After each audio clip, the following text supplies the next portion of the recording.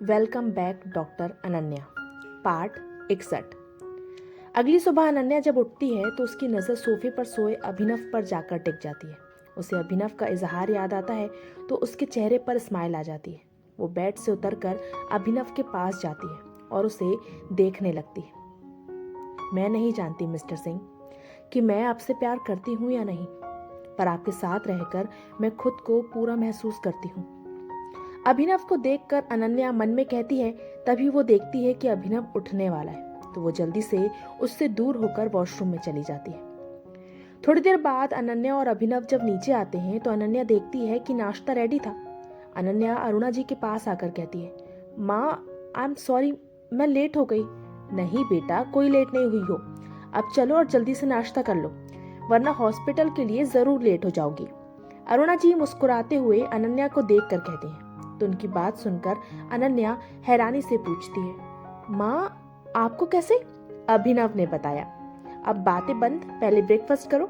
अरुणा जी मुस्कुराते हुए कहती हैं। तो उनकी बात मानकर अनन्या बैठ जाती है और सबके साथ नाश्ता करने लगती है। थोड़ी देर बाद अभिनव अनन्या को लेकर निकल जाता है। गाड़ी में अनन्या विंडो से बाहर देख रही होती है। जब अभिनव की नजर अनन्या पर जाती है तो वो अनन्या का हाथ पकड़ लेता है। अचानक अभिनव के हाथ पकड़ने से अनन्या का ध्यान अभिनव पर जाता है। वो उसकी तरफ पलटती है। क्या बात है? अभिनव अनन्या को देखकर पूछता है। तो अनन्या मुस्कुराते हुए कहती है, कुछ नहीं। डर लग रहा है? अभिनव अनन्या को देखकर कहता है। तो अनन्या उसकी आंखों में देखने लगती है और कहती है, पता नहीं, बहुत दिनों बाद हॉस्पिटल जा रही हूँ तो अजीब लग रहा है। कुछ अजीब नहीं है, तुम देखना, तुम्हारी वापसी से सब खुश होंगे। अभिनव मुस्कुराते हुए कहता है। तो अनन्या पूछती है, सच में? हाँ, अभिनव कहता है। तो अनन्या मुस्कुरा देती है। थोड़ी देर बाद अभिनव और अनन्या हॉस्पिटल पहुंचते। अनन्या बाहर निकलकर हॉस्पिटल के अंदर चली जाती है। अनन्या के जाने के बाद अभिनव देखता है कि अनन्या का फोन गाड़ी में ही रह गया था, तो वो उसे देने हॉस्पिटल में आता है। वहीं हॉस्पिटल के अंदर अनन्या जैसे ही आती है वो देखती है पूरा हॉस्पिटल डेकोरेट था। दीवार पर वेलकम बैक लिखा हुआ था। अनन्या ये सब देखकर मुस्कुरा देती है। तभी एक नर्स अनन्या को देखकर जोर से कहती है, डॉक्टर अनन्या, आप वापस आ गई। नर्स की आवाज से सब जल्दी इकट्ठा होते हैं और अनन्या से मिलने लगते हैं। अनन्या सबसे मिलकर बहुत खुश होती है। तभी उसकी नजर अपूर्वा, धानी, ऋतिक और समायरा पर पड़ती है, जो दूर खड़े होकर उसे ही देख रहे थे। अनन्या जल्दी से सबसे मिलकर उनके पास जाती है और कहती है, तुम लोग यहाँ क्यों खड़े हो? भाई, हम तो हमारी बारी का इंतजार कर रहे थे कि कब हमारी बारी आए और हम अपनी प्रिंसेस से मिल सकें। ऋतिक कहता है। तो अनन्या मुस्कुराते हुए कहती है, तुम लोगों को नंबर लगाने की जरूरत नहीं है, तुम लोगों के लिए तो मैं खुद आ जाऊं, कहकर सबसे मिलती है। अभिनव जब अंदर आता है तो देखता है बहुत भीड़ थी। सारे डॉक्टर और नर्स वहीं खड़े बातें कर रहे थे। तभी अभिनव की नजर डेकोरेशन पर जाती है। वो हॉस्पिटल के लोगों का अनन्या के प्रति प्यार देखकर बहुत खुश होता है। एक्सक्यूज मी, क्या आप बता सकती हैं डॉक्टर अनन्या कहाँ मिलेंगी? अभिनव एक नर्स को रोकते हुए पूछता है। तो नर्स अभिनव के सवाल पर उसे दूर खड़ी अनन्या की ओर इशारा करके बता देती है। अभिनव नर्स को थैंक यू बोलकर अनन्या के पास आने लगता है। तभी उसका फोन रिंग करता है।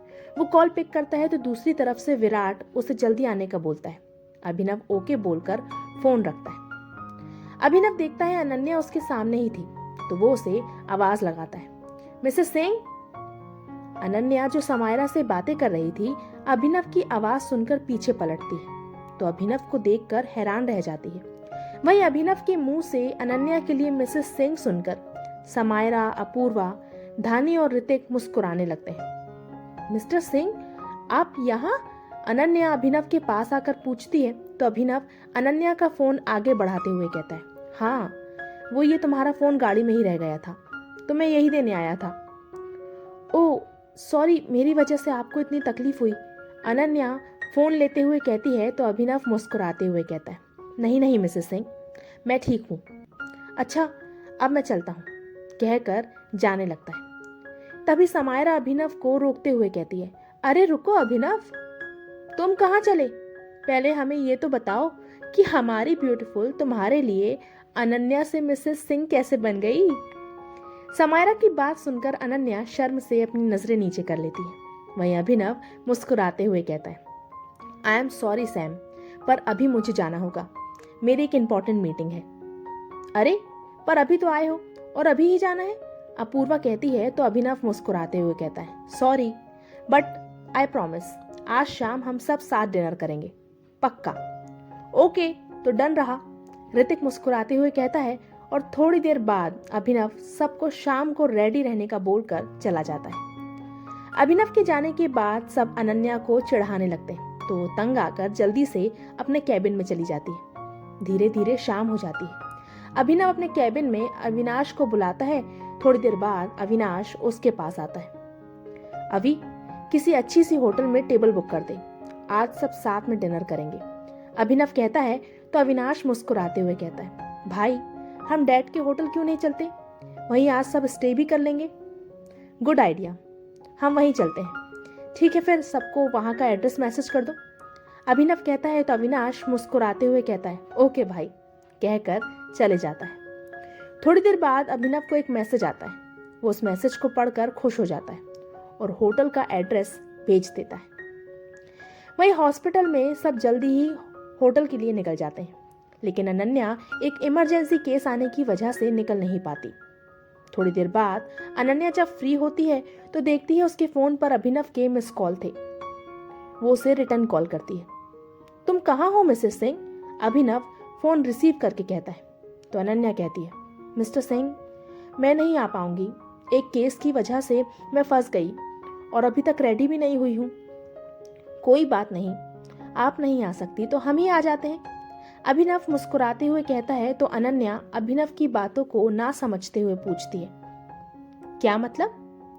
तभी अनन्या के कैबिन का डोर नॉक होता है और कोई अंदर आता है, जिसे देखकर अनन्या मुस्कुराने लगती है।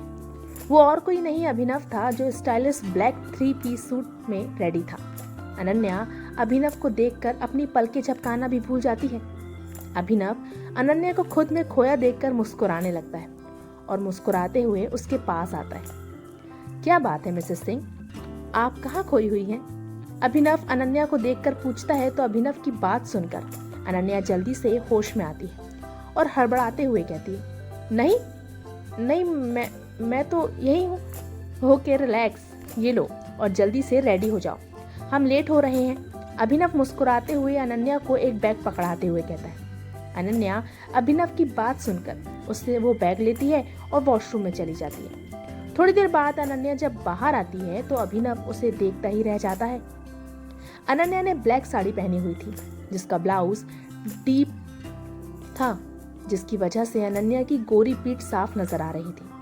उसने अपने लंबे बाल खुले छोड़े थे, बड़े बड़े इयररिंग, आंखों में काजल, होठों पर लिपस्टिक, मांग में अभिनव के नाम का सिंदूर और गले में मंगलसूत्र। कुल मिलाकर अनन्या बहुत ही खूबसूरत लग रही थी। अभिनव अनन्या को देखकर सब कुछ भूल जाता है। थोड़ी देर बाद दोनों होटल के लिए निकलते हैं क्रमशः। तो क्या होगा आगे? आखिर ये कहानी कौन सा नया मोड़ लेने वाली है? क्या अभिनव और अनन्या की ये शादीशुदा जिंदगी पटरी पर आने लगी है? मिलेंगे सारे सवालों के जवाब। पढ़ते रहिए दरमिया। और अगर आप लोगों को ये स्टोरी पसंद आ रही है तो प्लीज़ मेरी वीडियो को लाइक कीजिए, मुझे सब्सक्राइब कीजिए और वीडियो को शेयर करना भूलिएगा मत। Bye bye.